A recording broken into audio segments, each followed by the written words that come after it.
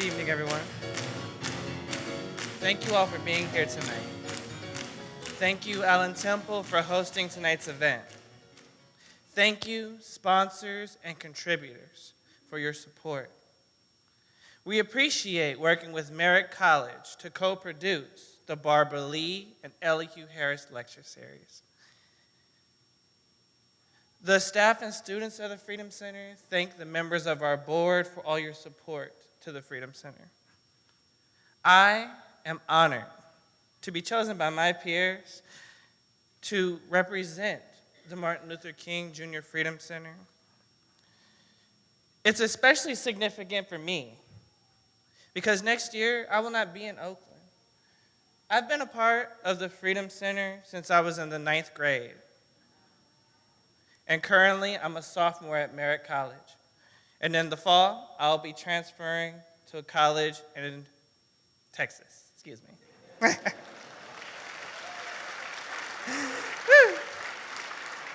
And it's significant for me because in no way would this be possible if without the coaching and the love and the support from not only my family but the Martin Luther King Jr. Freedom Center. I particularly want to thank the leadership of the Freedom Center for their dedicated attention to work and study that is necessary to prepare ourselves to be the young men and women we are meant to be. Our lives in the United States are assaulted by what Dr. King calls the triplets of injustice: racism, materialism, and militarism. Racism divides. It creates a sense of superiority in members of a particular race, and at the same time, it forms a sense of inferiority. Racism is the exceptional us and the irrelevant them. Materialism makes the I the center of the universe. It puts the object before the individual. It creates a false sense of exceptionalism. Materialism marks the essence of U.S. foreign policy. But it's not just war abroad that threatens our existence. Here at home, violence destroys families and communities. Domestic violence, psychological violence, economic violence, structural violence, bullying and gun violence plagues us like an infectious virus. We must confront the triplets of injustice with courage and cooperation. The Martin Luther King Jr. Freedom Center works to empower individuals and organizations to create a vision of a more just nation and world, and to develop and sustain within themselves the strength, the hope, the leadership, and the organizational integrity to bring about that vision. The Freedom Center uses a coaching model to integrate individuals into civic action and advocacy. Students study and put into action directives issued by Dr. King and other revolutionaries. Dr. King teaches us to study the levers of power. He directs us to develop a tender heart, but he also insists that we keep our minds clear of false ideas and capable of hard and tough thinking. We study the difficult art of nonviolence. Nonviolence is not passive. It is not cowardice, nor is it the submissive surrender to circumstance. It is the courage to confront selfishness and greed. Nonviolence offers us all, a particular way of living in dark times without dark times living in us. We can. We can reduce the divides between the majority of us and the small sliver that make up the super rich. And of course, we can study war no more. Thank you.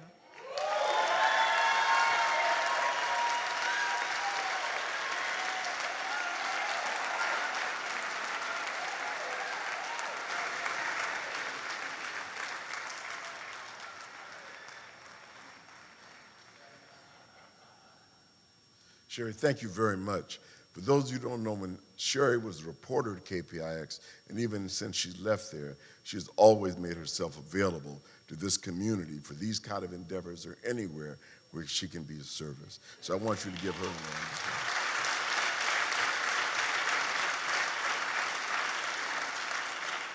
applause. I want to thank Mrs. Fike and the Allen Temple Choir for reminding us about what the great a church is. And when you hear that kind of music and you don't know you're in church, you are very confused.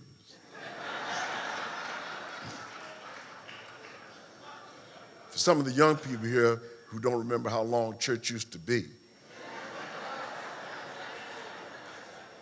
it can be a very long day. I remember at St. John's Missionary Baptist Church on Market Street, when you went in there in the morning, they didn't let you leave. And they had fried chicken dinners on the side. You could go through a side door. You still did not get out until that evening.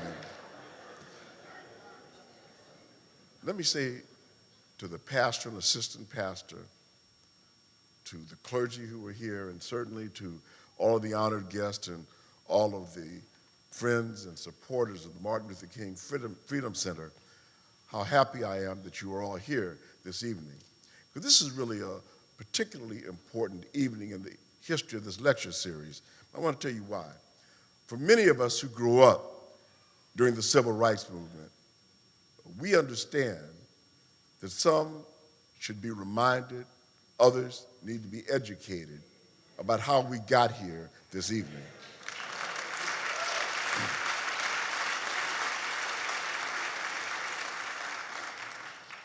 I was inspired by Dr. Martin Luther King Jr. and to go into be of service to my community. And I understood the sacrifice. When I was growing up, I didn't think I'd get to be over 40 years old, because I believed that if you stood up for anything that was important, you'd be killed. Same thing was true of Jack Kennedy. He was my inspiration to get into politics. He and others who come before me in political life demonstrated that you can make a change if you have a commitment to making a difference. But I want to tell you that when Martin Luther King came to the Bay Area, I did not have a chance to meet him. But my father owned a funeral home, and he had a limousine, so they asked him to drive him around.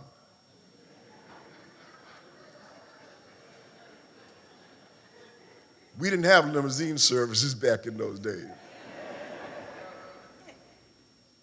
But it's important for us to recognize and be reminded that those who come before us, those who serve now, and the young people like Jabari who will lead us in the future, are all important to who we are and who we want to become. And for generations yet unborn, we must always remember and dedicate ourselves to making a difference during our short time here on earth.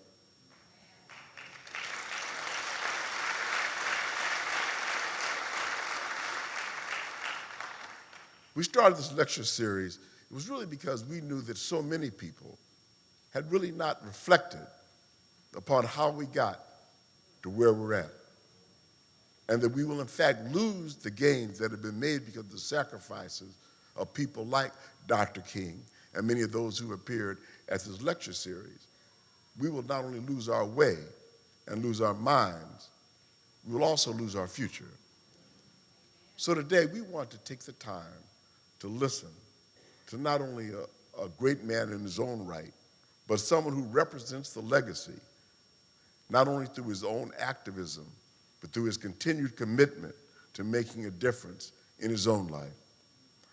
We were talking backstage, and he was mentioning to Congresswoman Lee that she wasn't in office when he was a supervisor, down in Atlanta. And I told Barbara, yeah, I was in office when he was a supervisor in Atlanta. And Barbara said, well, if you'd gotten out of that assembly seat sooner, I would have been in office by then. And I might have been president by now.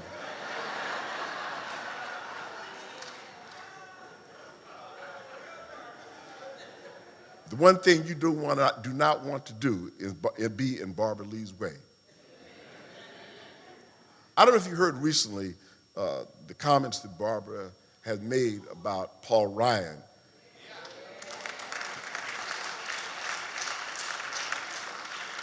And for that, she was accused by Bill O'Reilly of being a race hustler. Well, I don't want to tell you what I think about Bill O'Reilly. It's not while I'm in church.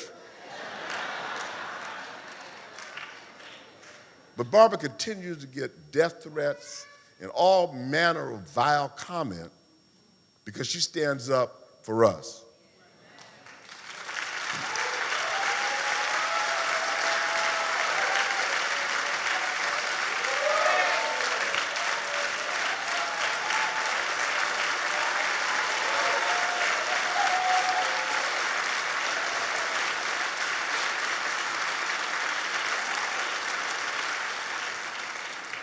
And sometimes we forget, Barbara Lee is not just a local congresswoman. She is a national congresswoman. She represents people who are unjustly imprisoned, people who are in poverty, women who are being underrepresented.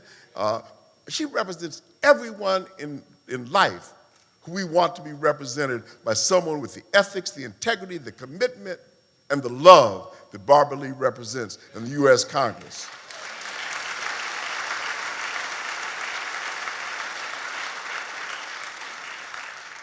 I've known Barbara Lee for over 40 years, and she's always been the same person she is today.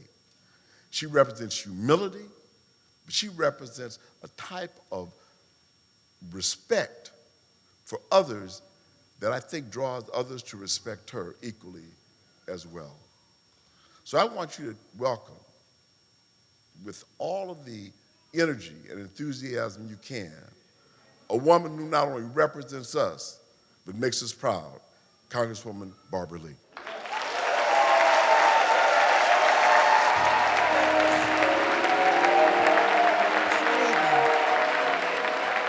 First, giving honor to God, from whom all blessings flow.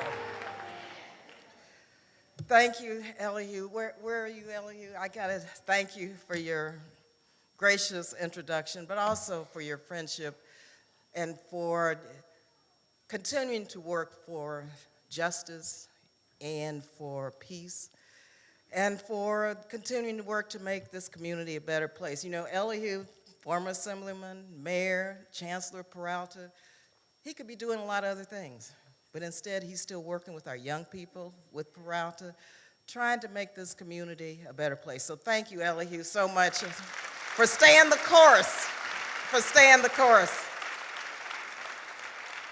Sherry, I just have to thank you for once again being with us. You are truly a phenomenal woman who continues to break so many glass ceilings. Thank you, my sister. And of course, it's so good to be home with my pastor in my home church, Pastor Smith, our great, wonderful assistant pastor, Reverend Jacqueline Thompson, Pastor Emeritus, Reverend Bernstein Smith, Mrs. Elaine Smith, to my entire Allen Temple family. Let me just say, Pastor Smith, you know, I was thinking, you know, tonight is really not necessarily a lecture series, but it's a mass meeting. Remember during the movement, we had mass meetings at churches? Remember that? Well, Allen Temple, I just have to say, Pastor Smith, really exemplifies the purpose of the civil rights movement. Through all of its ministries, through your inspirational and your prayerful and your visionary leadership. I'm so proud to call Allen Temple my home church. Thank you so much. Permit me for just a few minutes to acknowledge some of those who have made this evening possible for us. First, the Martin Luther King Freedom Center and our magnificent young people who have gone, these young people here,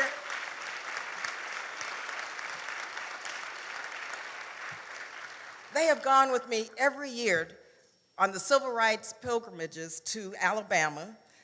And this year, actually next week, they're participating with me in Memphis, Tennessee, in the reopening of the Civil Rights Museum, the commemoration of the 50th anniversary of the signing of the Civil Rights Law, and remembering on April 4th the tragic death of our drum major for justice, Dr. Martin Luther King Jr. So these young people participate in so much of what our work is in seeking liberty and justice for all.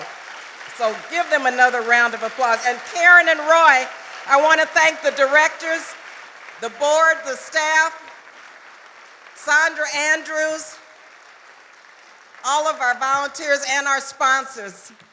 Thank you all so much. To Mayor Kwan, I have to just say, Mayor Kwan is my mayor, and she continues to make Oakland really the best city in the country to live. And I just have to say that, and I have to say to all of our city council members and public officials, you make me very proud of this great city. To Dr. Ambrise Galaviz and to the Merritt College family, thank you. Without Merritt College and your leadership and commitment, these lecture series would not happen. So we really appreciate you and educating our young people and our older people in this community. And to the Allen Temple Unity Choir, and to Betty, one of the lead singers during the Civil Rights Movement. I tell you, she is a renowned jazz and gospel singer who I love, respect, and admire, and I've gotten to know Betty throughout the years during our civil rights pilgrimages in Alabama. So thank you, Betty, and thank you, Unity Choir, for lifting our spirits tonight with your beautiful music. Thank you, my sister. And of course, to all of you who continue to be the most enlightened and progressive constituency in the entire country, I am so glad to be home and so glad to be with you on this momentous occasion.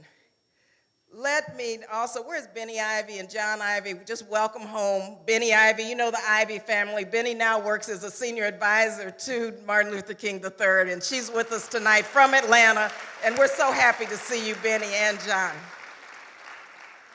Just a quick bit of history on the Freedom Center. The Martin Luther King Freedom Center, and I want you to listen because this center has withstood the test of time.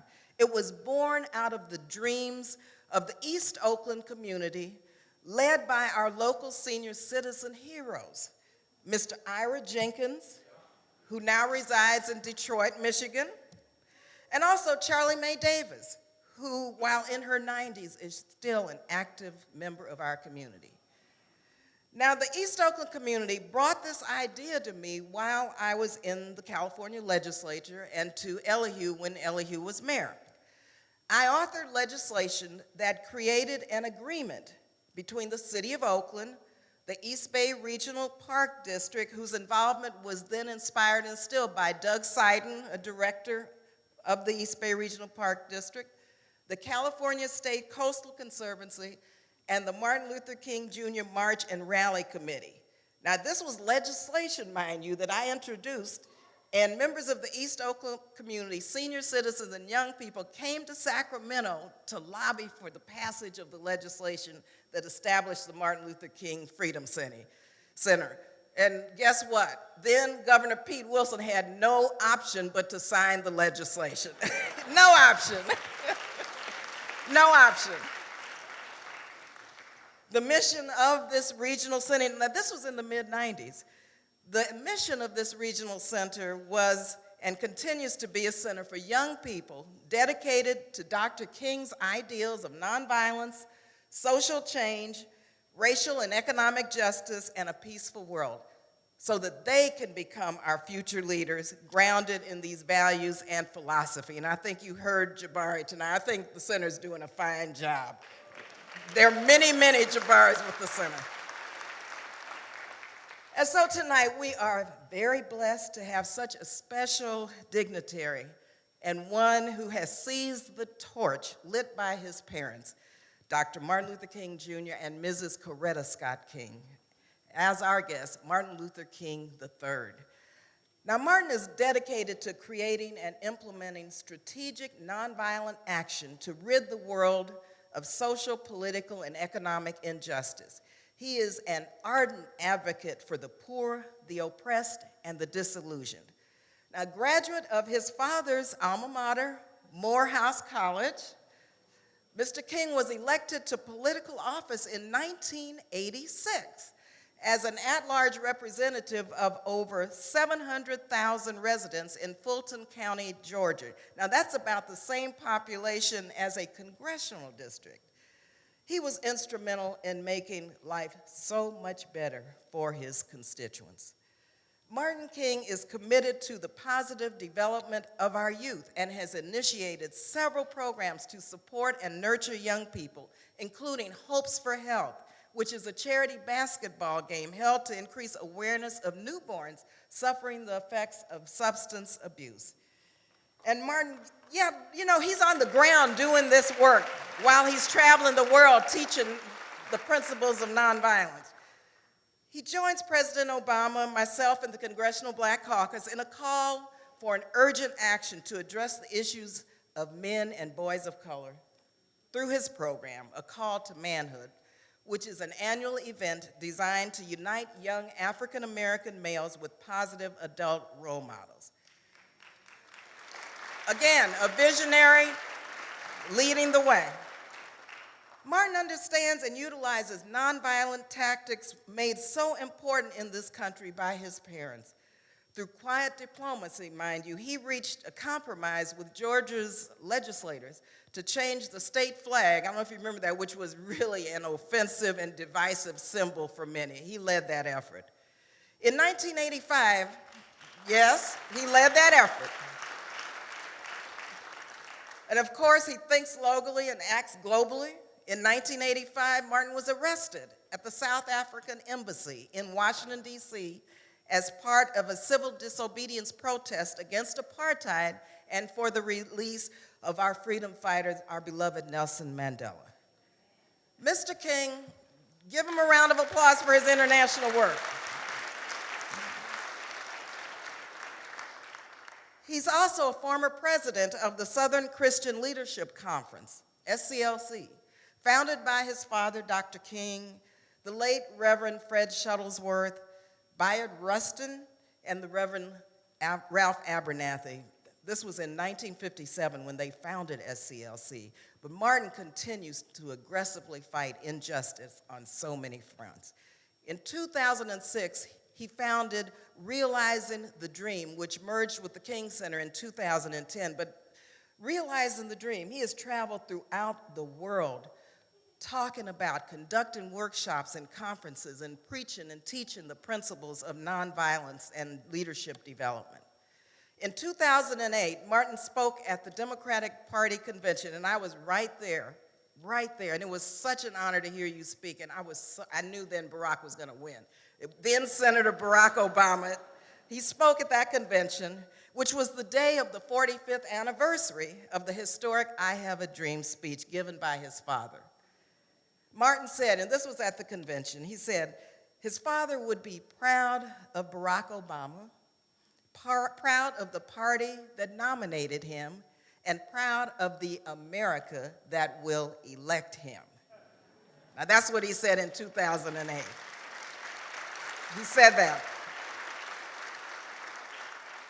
And just personally, I just have to say, Martin was my keynote speaker when I was sworn in as chair of the Congressional Black Caucus. He spoke for me. And he set the tone for my agenda for 2 years with the Black Caucus to focus on pathways out of poverty. Martin III, like his parents, is a true leader in the fight to eradicate poverty and to realize the dream for all God's children. And so I am certain that his mother and his father are proud of the work that their son is doing, and taking this baton and moving forward as an effective champion for peace and justice, which he is.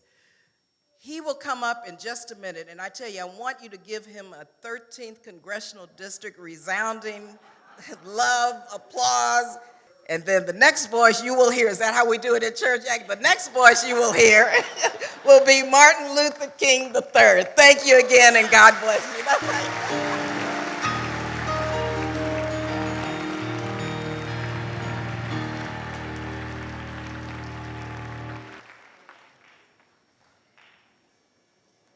Let me thank God first for bringing us all safely to Allen Temple this evening.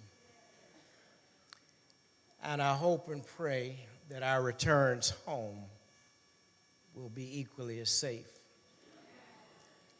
First, to Pastor Smith and the First family and all assistant associate pastors of Allen Temple, as well as all spiritual and religious leaders of this community. To all of our elected officials that represent this community.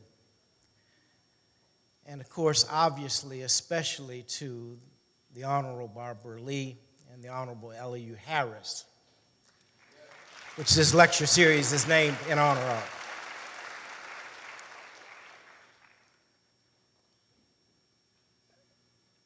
To members and friends of Allen Temple Baptist Church,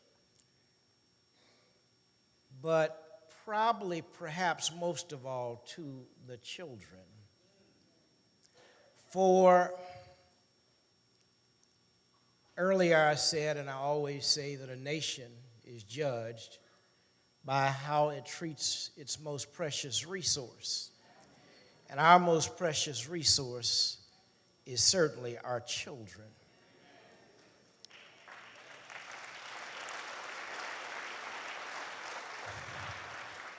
Madam Mayor, also, just a couple things I want to do before I begin. Benny Ivy and John have already, John being in this community, Benny growing up in this community, working with my mother for over 20 years, and now fortunate to have her expertise working with me. And it's wonderful to have a great team. You see, teams win. Individuals sometimes get credit, but it is because they have teams that make them successful. And John has taken me probably where I didn't need to go, to every good restaurant in this town. But I have enjoyed myself, you know. Let me also ask Dr. Claiborne Carson and his lovely wife to please stand briefly. Dr. Carson, you may know, is a professor at Stanford University and was chosen by my mom to put together the scholarly works of Martin Luther King Jr. And he's been working on that project for over 20 years, and there will be, I believe, 14 volumes, and there are about 8 of them done now. Each one of the volumes is over 1,000 pages. Now, we know Martin Luther King Jr. as a great human and civil rights leader, as a great preacher. But once this project is completed, it will be cemented that he also was a great scholar, one of the great scholars of our time.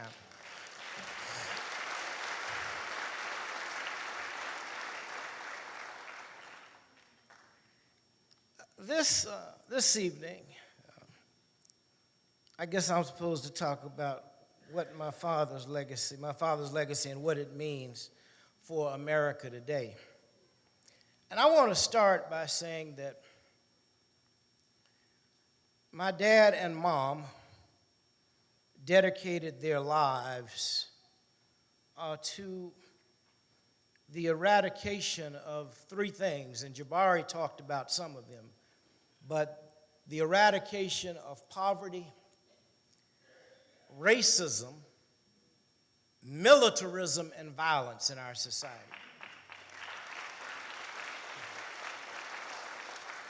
Now, if we just look at where we are as a society, we've not yet arrived. You see, some thought when President Obama was elected that we had arrived. They call us a post-racial society. And after 6 years almost, we see really how divided this country really is around race. Now, let me remind you, that doesn't mean we hadn't made progress on race. It just means that we are nowhere near where we need to be. And let me say something now before I forget about what Congresswoman Lee said.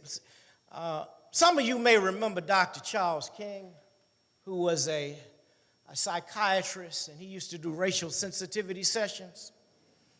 And he used to say that black folk can't really create institutional racism. We can have prejudice and racial views, but we really can't be racist. Now let me explain that, give you a definition of racism. His definition of racism was, he said, we all are prejudiced. Prejudice means to prejudge. But when we use our racism to oppress others, that's when it becomes true racism. And see, black folk, all black folk in America, there's nothing that we can do that it can affect all white folk. White institutions do stuff every day that impacts us. So by Dr. Charles King's definition, we really can't be racist. We can have prejudiced views and that kind of thing. And yes, we can spew out even prejudiced thoughts, which we should not. But we don't have the ability to institutionally impact all people across the board. At least now we could, because we spent $1 trillion last year. Black Americans, $1 trillion. And yet we don't have one black bank with $1 billion in this country. And so at some point we got to stop saying we're victims and blaming folk when, you can't say, give me freedom, and you don't even want to walk across the street to vote for your freedom. Something is wrong with that.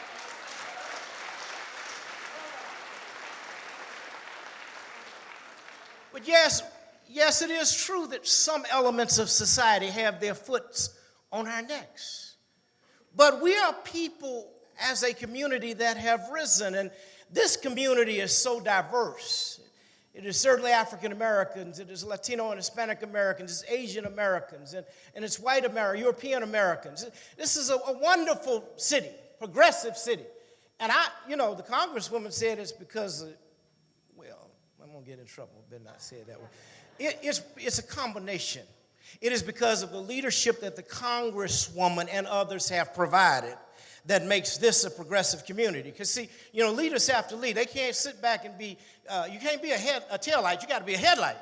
You got to shine your spotlight. And when I think about this Congresswoman, I always think about that vote that she took singularly.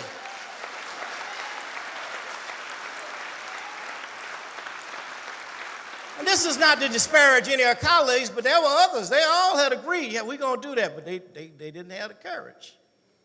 But she had the courage to stand up against war and injustice. Only one, and 435 members of Congress, she was the only one that stood up. If she did nothing else, my God, we owe her a great debt of gratitude.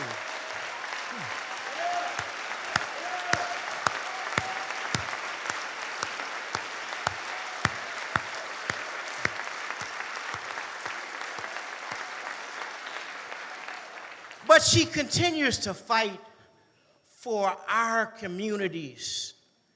Our communities, not just communities of color, but wherever people are mistreated in our nation and around the world, Congresswoman Lee will be there every day, each and every day.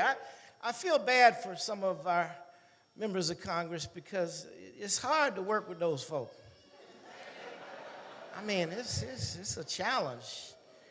And so you have to find a way to love and respect those who don't respect you. And so we've got a tough road to row. But I would adventure to say that if we were doing the job that we should be doing, and I don't mean just here in Oakland, I mean all over America, if we were voting like we vote in presidential election years, we voted more, we voted 62%, I believe it was, in the last election for President Obama, more than the majority community voted. But when it comes to this off-year elections, we drop off like the plague. And it's just really tragic and unfortunate. We can and we must do better.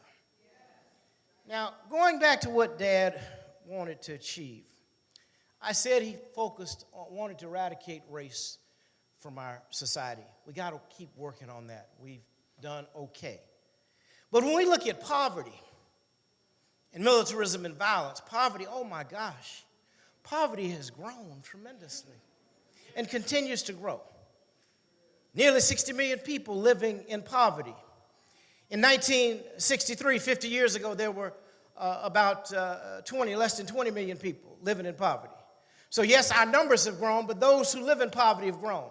Many people had just climbed out of the roles of poverty by acquiring homes. And then a foreclosure crisis occurred. And what I don't understand is the fact that when they qualified many individuals, they knew that people in a couple to 3 years wouldn't be able to pay those notes. Why? Because if your note jumped from $800 to $1,000 to $3,000 and your salary stayed the same, there's no way. They knew when they did it. Those lending institutions, those lawyers, even the people who appraise our homes, they all participated in short-term gain for themselves, but they created long-term pain for our nation. It's interesting because nobody's been prosecuted. And the banks just continue to get bigger and bigger. And they're making profits now. You know, the president first bailed out the banks, may not have been this order, and then the auto industry. And all that's good had to do that. And those industries have paid back those loans, billions of dollars, over $700 billion plus interest. So that was a good investment. But the question I'd have is, it's all right to bail out Wall Street and to bail out the auto industry, but when are you going to get to my house and your house? That's what we need to be focused on. How do we create opportunities and options for so many who are excluded from the process? We live in a nation that has a criminal system business. It's not a justice system. It's a criminal system. It's not just, because if it was just, then we wouldn't have nearly 3 million people in there, and most of them are people of color. Richard Pryor captured it many years ago. You go down to the courthouse looking for justice, and all you'll find is just us. And that's a sad commentary, one we must change. But guess what? There's a dual responsibility. In our community, we have a responsibility because biblically it says if you train up a child in the way that they should go, when that child is old, they will not depart from that training. So some in our society have abandoned their responsibility of training up our children. And then there's a second part. The government's problem is there are not enough indigent defense counselors or attorneys. We need more indigent defense counselors and attorneys for the poor in our nation, because most people can't get justice. That's why I say it's not a criminal justice. It's a criminal system, but I'm not suggesting that all the folks there are there who are of criminals. This state knows better than anyone else.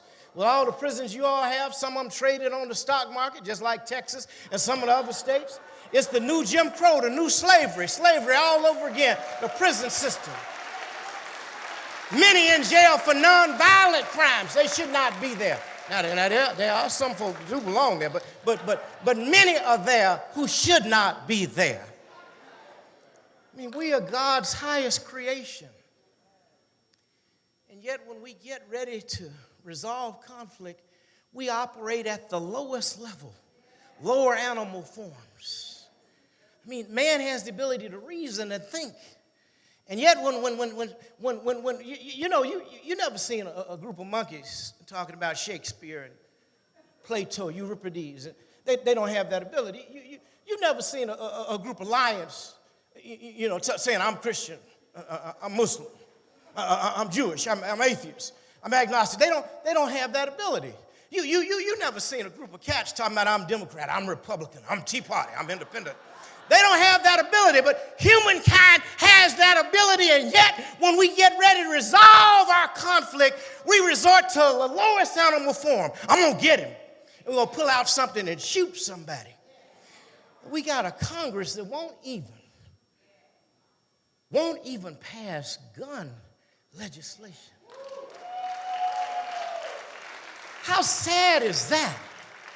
I mean, I just knew after Sandy Hook, many of us have been fighting for some level of gun control for many years. I just knew after little white children were killed that America was going to say, we got to do something. We got to do something. Nope. No, they're scared of the National Rifle Association. Why do you even need an assault rifle? Why?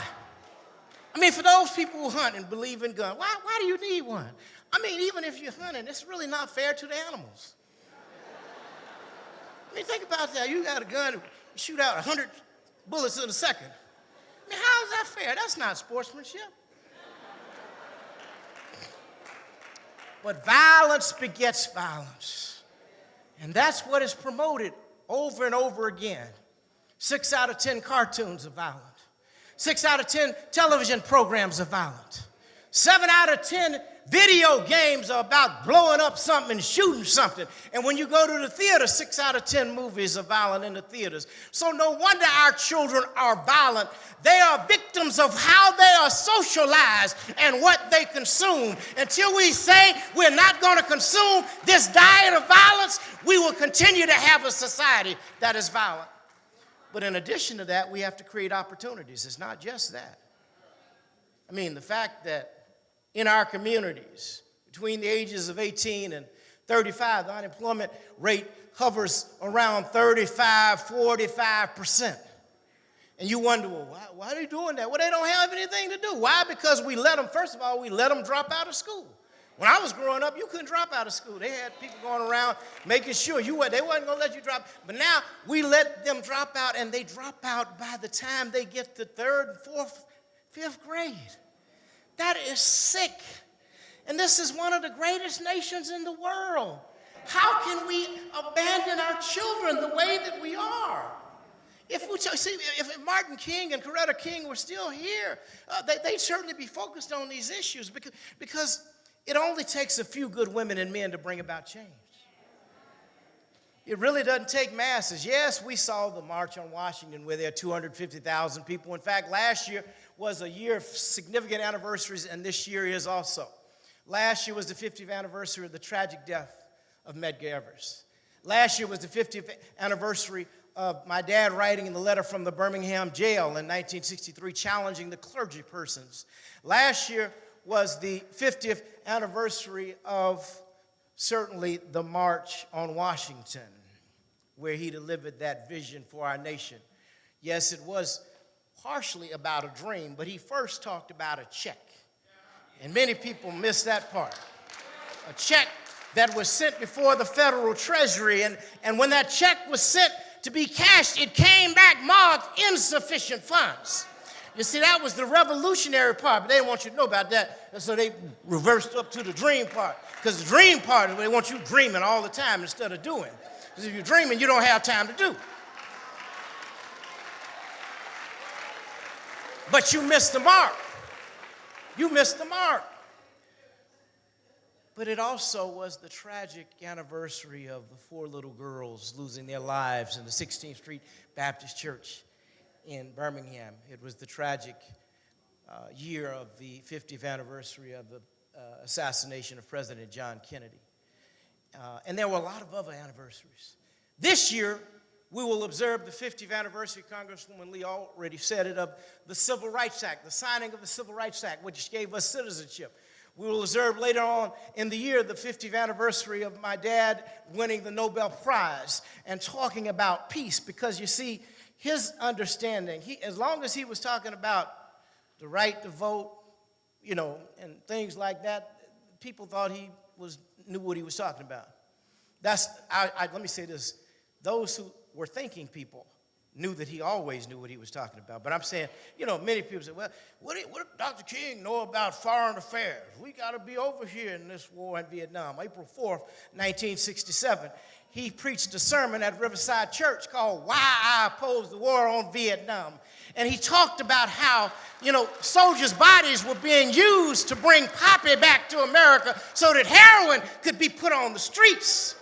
This is very serious. So, the mob, a lot of folks were mad at him, basically, by 1968. Actually, they were mad before then.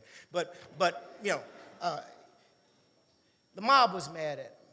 The government was upset. The president was even upset because, they had been sort of good friends. And Dad wasn't really personally criticizing the president who inherited the war, President Johnson, but he was criticizing the concept of war.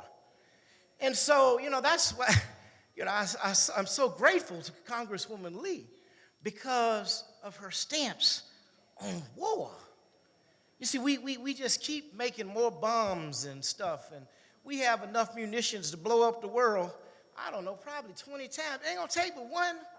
Why we keep manufacturing this stuff? It don't even make no sense. I mean, think about that. We gotta keep building. We gotta keep, keep people afraid of us. And I was early this morning, probably about 4 o'clock, I was looking at HBO, and a special came on talking about the use of drones. Drones are being used under the auspices of spying on people, but they actually are used to identify those that we say are our enemies and then to kill. But what you're ending up doing is killing innocent children with these drones, and you make more enemies. Violence begets violence. How do you think you can out-violence and make a society better? It does not work. Only light puts out darkness. They had told us that and taught us that. And so I'm saddened that enough of us have not raised up and constructively said something about what the president is doing. Not because the president doesn't have a choice, because the generals are telling him we got to do this. But until the community rises up so the president can say, well, you know what, I hear what you all saying, but these people on my behind. I can't just do what you're saying. We don't say anything. We're quiet on that issue. That's not who we as Americans are. We are better than that. And so we've got to rise up. And it doesn't mean that you denigrate and criticize in a negative way, but we certainly have to challenge. That's what Martin Luther King Jr. would be doing. And that's what this center is doing as it is preparing young people so that you challenge the nation to become a better nation. We are a better nation than this behavior that we are exhibiting. I started off talking about this $1 trillion, and I was talking about banks. See, one of the things about integration is I don't believe my father wanted us to abandon our institutions. We used to have insurance companies and banks and many other businesses. And we still have some of the businesses, but we just kind of left our businesses and said, man, this ice over here is colder than ice, but it's ice. I mean, how did we get programmed to believe that? There's something wrong there. And all I'm saying is, if we were able to control and have money circulating in our community many times, in our Jewish friends community, money circulates over and over again, 10, 12, maybe 13 times before it leaves.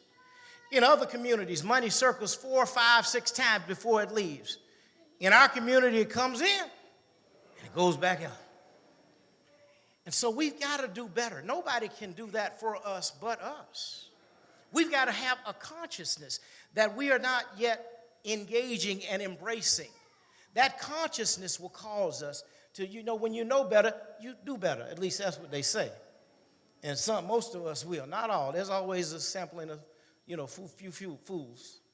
Even Pastor Smith, even in the church. Not here at Allen Typical, but we got a few fools in the church. I mean, there's always a fool or two in the church. So, No, but in all seriousness, we can and we must do better. My father, as I get close to closing, my father taught us about the value of love, and my mom, and they dedicated their lives to that kind of love. My father preached a sermon called Levels of Love, where he talked about the lowest level of love being utilitarian love. Being defined as French, yes, utilitarian love, the lowest kind. You know, you love someone as long as you can use them, and when that use runs out, you don't love them anymore. We don't need to just toss that out of the window. Then he talked about friendship love, which is defined by the word philia. But you love your friend because your friend loves you, so that's not the highest. Then he talked about mother's love, which is so beautiful. A mother's love is incredible. Mothers love their children unconditionally. You know how we men are. That's my son. What about your wife? I mean, you ain't had and labor pain. I am. Well, that's my son. Whoa.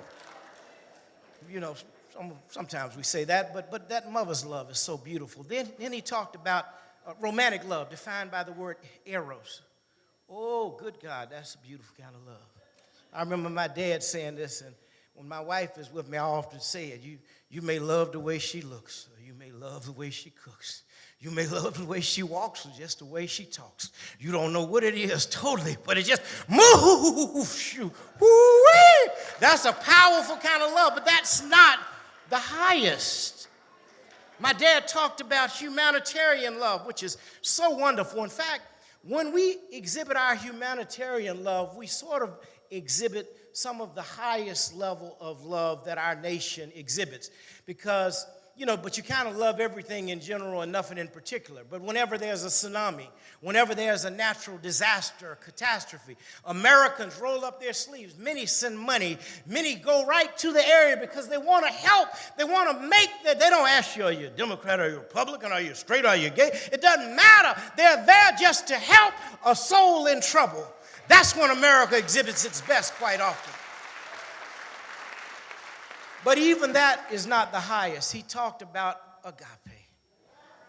Agape is a love that is totally unselfish and seeks nothing in return. You love someone if they're old. You love them if they're young. You love them if they're black.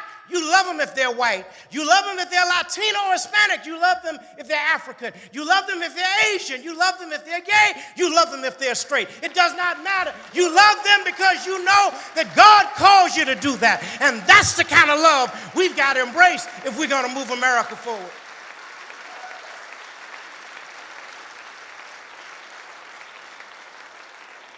These are lessons my mom and dad taught me as a child. These are significant lessons, and I believe that America can learn something from these lessons. Dad used to tell us that in life you must decide whether you're going to be like a thermometer or a thermostat. And you may say, well, Brother King, what does that mean? Well, you see, a thermometer is a good device, but all it does is records the temperature. If it's 70, it'll say 70. If it's 80, it'll say 80. If it's 90, it'll say 90. That's all it does all day long, records the temperature. But there's another device called a thermostat. And if it's too hot, you turn it down. If it's too cold, you turn it up. The thermostat regulates the temperature. And what I'm saying, my friends, this evening is we got to decide if we're just going to record history or be a part of regulating what happens in our lives.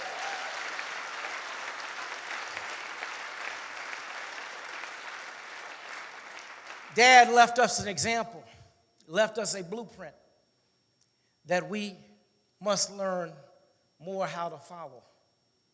And he taught us how to do it nonviolently, without destroying either person or property. So that can be done. It's already been done.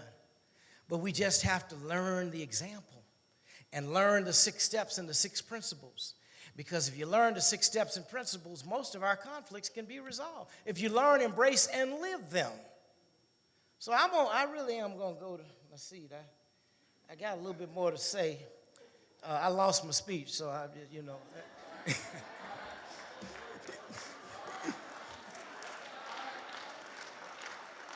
But I just want to leave you with a couple more challenges.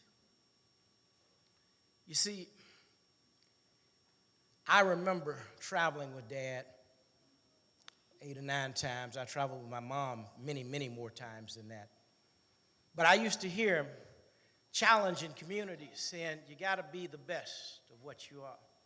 He went on to say, when you identify your calling, you must do your job well. Do that job so well that the living, the dead, or the unborn could do that job no better. He went on to say, even in life, if it falls your lot to be a street sweeper, why go on and sweep streets like Michelangelo carved marble? Sweep streets like Beethoven composed music. Sweep streets like Shakespeare wrote poetry. Sweep streets like Raphael painted pictures. Sweep streets so well that all the hosts of the heavens and earth would have to pause and say, here lived a great street sweeper that did his job well.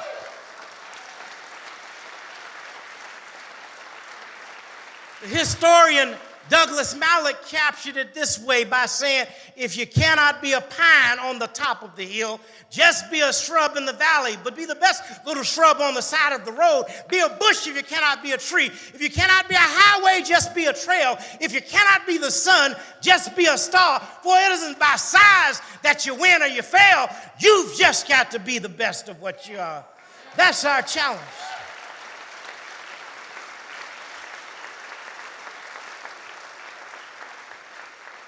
I always close with this story, or more times than not.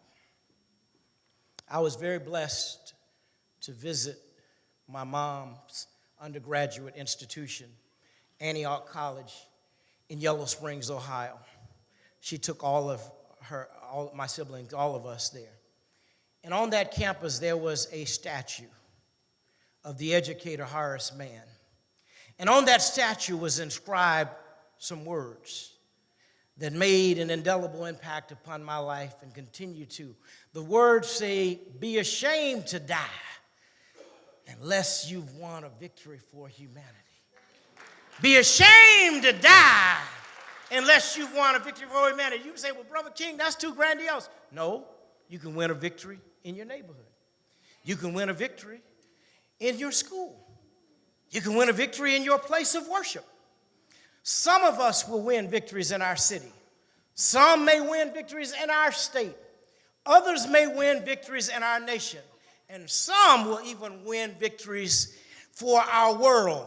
But the essence is be ashamed to die until you've done a little something to make the world in which we all must live a little better than it was when you arrived. Thank you, and may God bless you, Oakland and Allen Temple, always.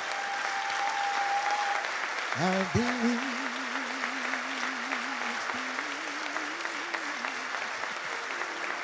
so long.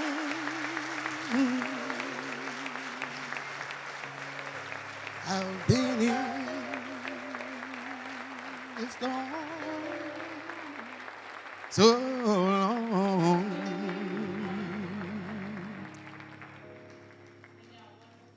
I've been in the storm so long, but I tried to make heaven my home.